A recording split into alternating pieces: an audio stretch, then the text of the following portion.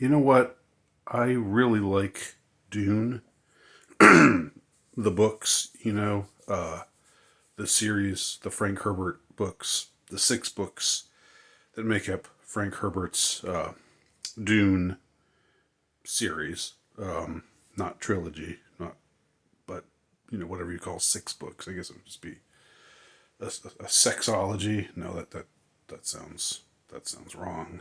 Um, just a series. So there's six books, and I'm reading book five right now, which is called Heretics of Dune.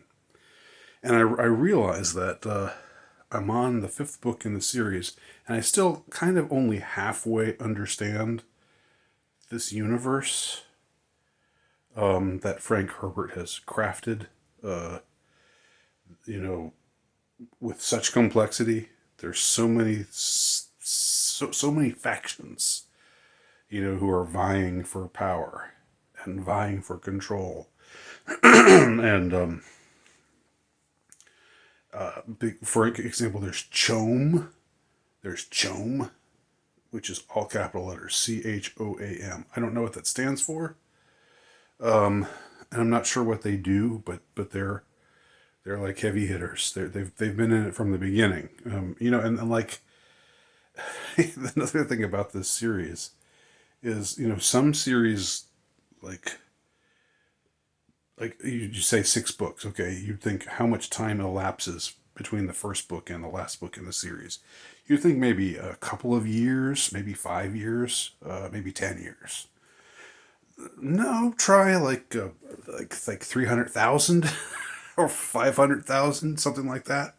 A long, long, long time elapses over the course of this entire series.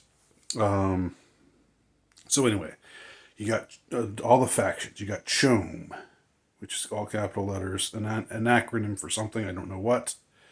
And then you've got the Guild, and I think they're the ones who are in charge of flying ships. And by the way, the spice melange. Boy, I'd like to have that spice melange. I'd like to get a prescription for that, if you know what I'm saying. That sounds like it would be pretty groovy to have on hand. Um, it gives you these sort of, it's like a drug, but it's also like a I don't know, like a life enhancer. It makes you live longer. You get insight into things. Um, but then at the same time, oh yeah, it turns your eyes this really cool. Like what's the part of your eyes that's not the pupils? It's the iris. So your iris becomes blue, and then your pupil becomes blue. So you have these blue on blue eyes, which is really, a really striking look. It's actually a quite attractive look. And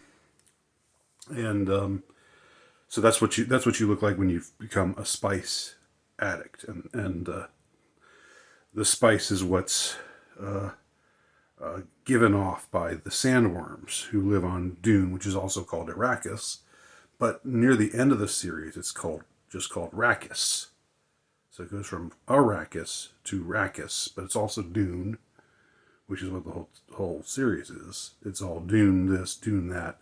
The first book is Dune. The second book is uh, uh, what's the second book? God, Emperor of Dune. No, that's the fourth book. But it's always something of Dune. This of Dune, that of Dune. Even though sometimes things happen on other planets as well. Dune is like this desert planet. Okay, going all over the place. Let me just, let me rewind. Okay, back to all the factions. You got Chom, you got the Guild. The Guild use the spice to fold space. Okay, so um, like they ask, how are you going to make things work? How can people move through space in an efficient way when there's so much distance between the star systems? I mean, that is if the universe is real, and if the flat Earth people are wrong. And Earth's all there is, and space is just this pernicious myth. But let's just put that aside for now. Put that aside, flat earthers, and let's just stick with the thesis of this series. Okay, so like in Star Wars, there's the hyperdrive, but that's not really ever explained. It's just like it just goes into your ship and it kicks into gear, and then you go faster, way faster than the speed of light. Star Trek, it's the warp drive. Again, goes faster than the speed of light through the help of dilithium crystals and such. But that doesn't really explain how you're going faster than the speed of light. But when you got the spice, if you're a guild pilot and you got the spice, you're gifted with the spice, then you are able to fold space, and so you go, in an instantaneous move. It doesn't take very long. Instantaneously, you go from one place to another place on the other side of the galaxy, just through the help of the spice. That's what the spice does for people. So you got what are some of the other factions? You got the the IX people, and they have like people who are called face dancers, and I don't really understand that well what the face dancers do, but it's pretty cool. I think they like morph into things, or that if they touch you, then they can become you.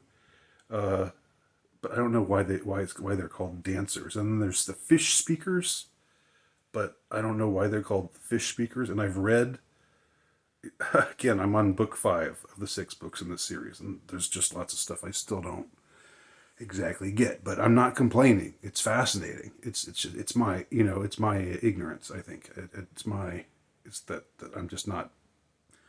I don't have the sophistication to know or to understand all the stuff that's going on. I mean, I halfway understand. I understand enough of it to read it and say, oh, okay, I kind of see what happened there. I kind of see what the plot was. So then you have the oh, who are those witches? The Bene Gesserit. The Bene Gesserit. All right, and these are these broads. They're all female, although they have men sometimes working for them. But the whole hierarchy of it is female. What are they? They're kind of like a cult. They're kind of a cult. They're really obsessed with genetics, and they kind of want to control the universe, and they're always hatching these plans to create, through like to get this person to mate with that person, and one of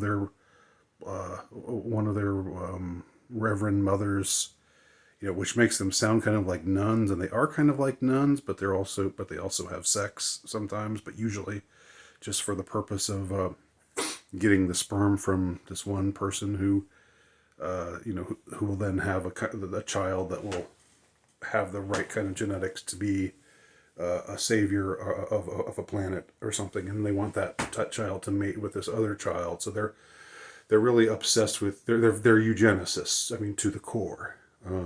So some of y'all out there, some of y'all eugenics types would really be into the Bene Gesserit people, and they're because they're women, and they're powerful. So they're kind of feminist, but they're also, they're not really like, they don't bitch about the patriarchy and do all the kind of things that the feminists in our world do. They're cooler. They're cooler feminists than that.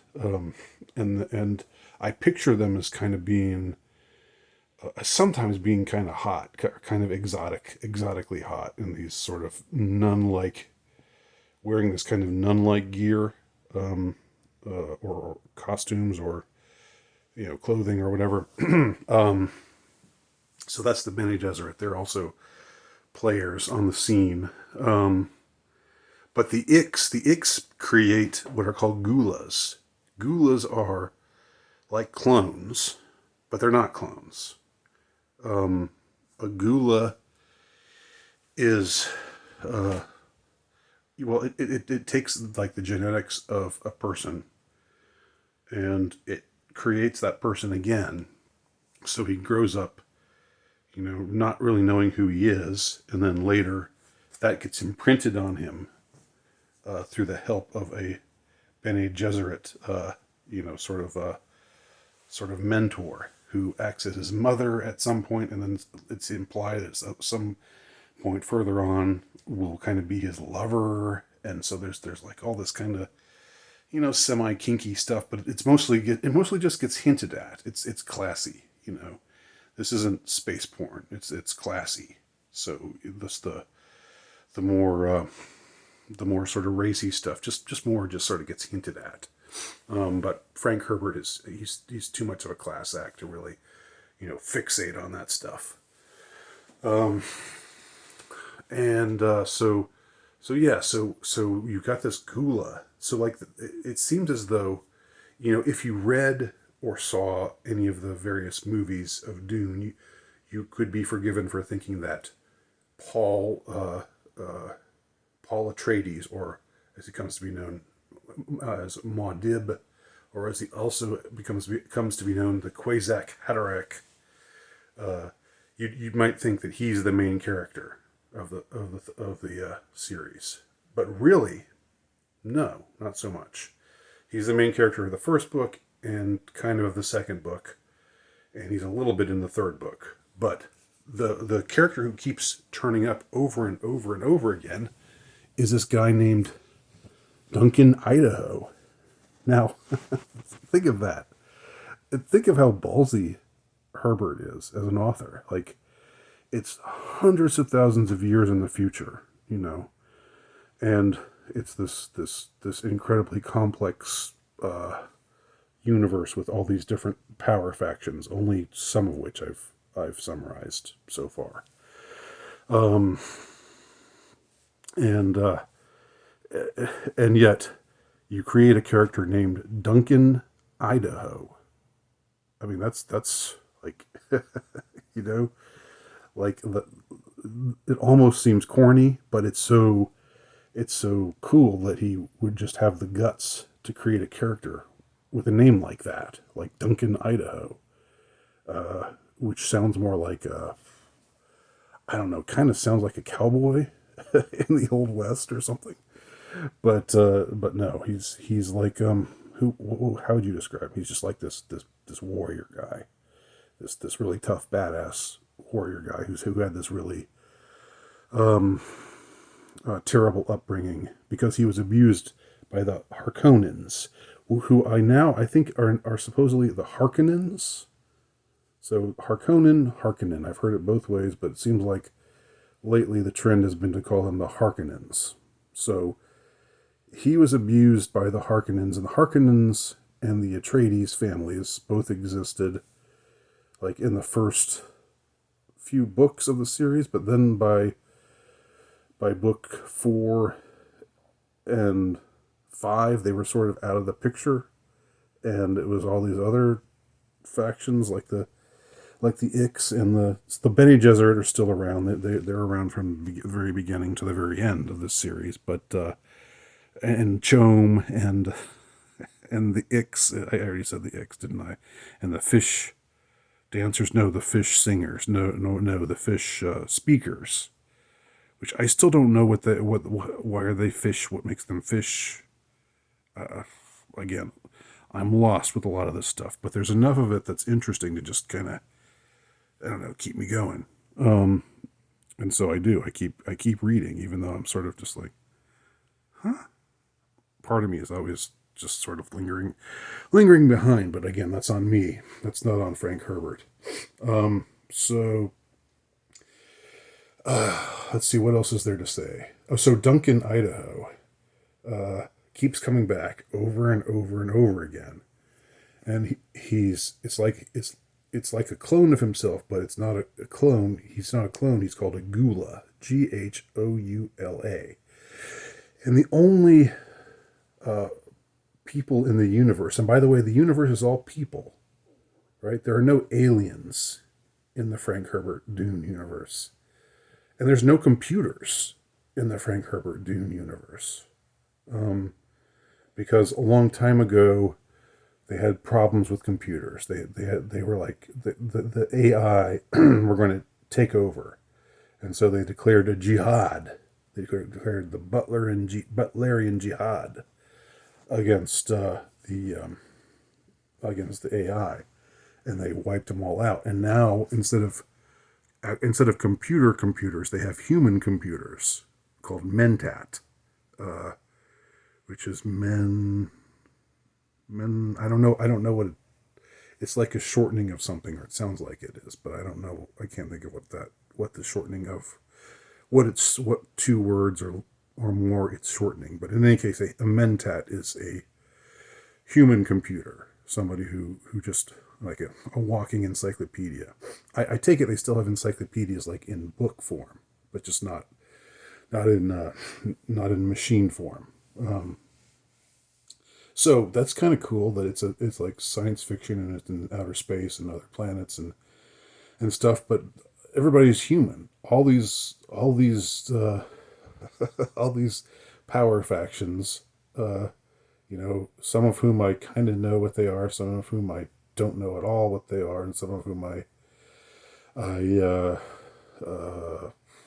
I think I know enough about what they are to say, oh yeah, those are the blah blahs, and they do this, blah, they do that. But it seems like in the first few books there were these there are these families, these like almost almost like royal families, or you know these well, they're families, but like their family name, and they have a family crest, and like there's something about that family for some reason has all this power and rules over a lot of people, and some of them are good and some of them are not so good. Not so. It seems like the main ones are the Atreides, and the main ones we hear about are the Atreides and the Harkonnens or the Harkonnens. The Harkonnens are gross. They're disgusting. They're vile. And the Atreides are noble and good. Oh, I forgot even to say there's also the Fremen, or is it the Freemen? I think it's the Fremen. That's how I've heard it pronounced most often. But it's kind of got that cool resonance to it. It's Fremen, so it's sort of like free men, but they're the Fremen, and they're like these desert nomads who live on Dune, aka Arrakis, later for some reason just called Rakis. Um, so they like live in these places, like often caves and stuff. They're called sieches, Sietche. No, Sietsch. I still don't know if I've spelled that right. And I don't know if that was a word that was created for this universe, or if that's a word that actually exists in English. But that's kind of cool. So let's see, what else can I say about the Dune universe. So this spice seems to be the thing that that's like the gold. That's like the some, even though it's something you ingest, and it's you take it into your body, and you go on. It takes you places in your mind, and you go, ooh, trippy. And it also improves your health and gives you insight into things. But it's also like a currency for barter. So so whoever controls the spice, they've got a lot of power in this universe. And let's see. I'm feeling a little tired just talking about this whole Dune thing, like the whole universe of Dune, and what's all involved with it. Just I just wonder if anybody else out there feels the same way I do. I know this book has a huge number of fans, and I guess I'm kind of one of them. I mean, I think it's pretty cool. And I'm not just saying that. I'm not. That's not just a bit. I'm not. That's not shtick. I really do think that, but at the same time, I kind of don't know really what's going on a lot of the time when I'm reading these books. So there's the sandworms, and they are worshipped as God, as by a lot of people, and sort of by the Fremen, who I don't know if the Fremen even exist later on.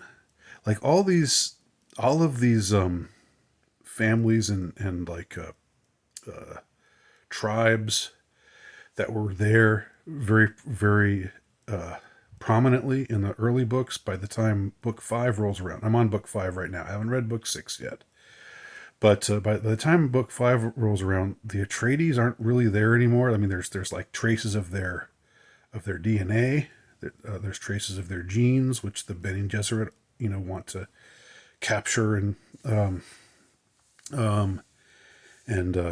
preserve and carry forth for their good properties. There were the Harkonnens, which don't seem to be preserved, and it's nobody would want to preserve them because they're gross and evil. So good riddance. But then the Fremen also just kind of, what happens to them? Really, they're sort of not really around anymore by the time the last book rolls around. But something else that's cool, and I know this is all over the place, but something else that's cool is like these what's called a still suit. This is what you put on if you're walking out into the desert on Arrakis or Dune, or in the later book Rakis. You put on the still suit, and it's like it helps preserve all the water in your body, so you can drink the water that's naturally the water in your body gets recycled, not just your urine, but like your sweat and other stuff, I guess. Which is gross, which sounds gross, but it's also pretty cool. Okay, and like it keeps you alive. Without a still suit, in the desert, you're pretty much a goner. And the worms, the sandworms, which we call them worms, which makes you kind of picture little bitty things, but these are like gigantic, monstrous creatures of like 100 feet, 200 feet, something like that. Maybe even bigger than that. I don't really know. Some of them are bigger than, some of them are a little smaller, but they're the ones who produce the spice. And they're thought of as gods by some. I don't really know why. Like, but I should also say that in one book, Leto the second, who is one of the twin children, one's a boy, one's a girl, of Paul Atreides, or Maudib, or the Kwisatz Haderach of the first book. He decides to merge himself with a sandworm. So he's like half a sandworm and half a man. And he rules in a very despotic way for something like 4,000 years almost. Because I guess a sandworm lives that long. I don't know how do you do that? How do you just decide to merge your body with that of a worm? Can you just do that? If you're like, if you have a certain, I don't know, mystical connection with the universe or something. I don't know. But what's interesting? I'll just finish up with this thought. What really gets interesting is Duncan Idaho. He turns up in the first book, and then he gets killed. And you think, oh, that's it. That's the end of the interestingly named Duncan Idaho. But then he keeps coming back because they keep bringing these gulas back, and gulas are like clones, but they're not clones. But it's not really. I don't really understand how they're different. I guess clones are manufactured in a lab. A gula is more, seems like, organically brought brought about. So he keeps coming back. He's sort of like the main character. He's sort of like the thread that holds everything together. Like in all, like from from uh, from the time of the first book, Dune, to the time of, well, now the fifth book, where they're bringing him back again after bringing him back in like the second, third, and fourth books. Like he keeps coming back over and over, and he has this memory of his former lives every time. I don't know what makes him so special. I mean, he's like really cool. He's a badass. Great warrior and stuff. But I'm not sure exactly what it is about him. But nevertheless, there you go. Let's see. And I think that's about it. I don't know. I mean, and people make fun of George Lucas for say that Star Wars is a dumbed down version of Dune, and I think in a lot of ways that's true. Tatooine is a lot like Arrakis. It's like a desert planet, moisture farming and stuff like that going on, and there's the same kind of mysticism, that you have in Dune, but in a more distilled form with the Force and stuff. But the thing is, I kind of like the dumbed down version better because I guess I'm just dumb. I don't know. But that's not to say that I dislike Dune. I do like Dune, even though, like I said, I understand maybe 45 to 47% of what I'm reading, and I'm on book 5. So I don't know. It kind of I'd always thought I was kind of smart before, but now reading this series, I kind of wonder about that. So, got anything to say? Got any insults to throw my way?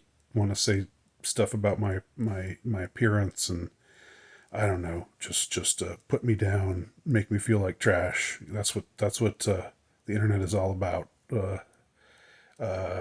Or if you just want to say, "Oh, you just don't get it." You're just har har har har har har har har har. Look at you. Har har har har har har. Or actually, it's actually. Those are what the comments are going to be. They're all going to be some form of that. And I'm here for it. I'm ready for it. So do your worst.